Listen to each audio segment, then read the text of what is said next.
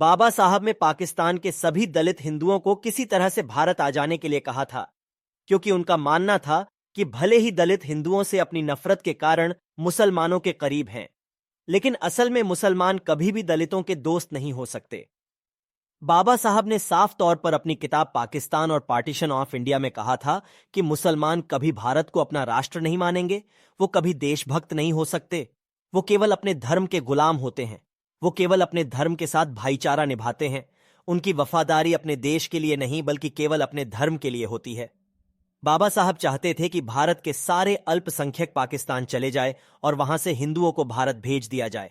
अंबेडकर ये मानते थे कि अगर मुसलमान भारत में रहेंगे तो भारत में कभी भी सांप्रदायिक शांति नहीं होगी।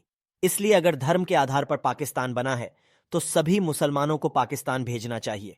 अंबेडकर का था यह मानना। बाबा साहब मानते थे कि इस्लाम को मानने वाले देश के कानून को मानने के बजाय शरिया कानून को देश के कानून से ऊपर मानते थे, और समय आने पर वो देश के कानून को ताक पर रखकर शरिया कानून को प्राथमिकता देते हैं। इसलिए कभी भी दलित मुसलमानों को अपना हितैषी ना माने, क्योंकि मुसलमान दलितों का फायदा उठाते हैं, लेकिन जब दलितों को उनकी जरूरत होगी तो वो कभी दलितों का साथ नहीं देंगे।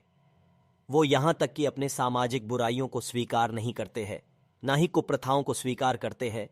वो सामाजिक सुधार के कट्टर विरोधी होते हैं।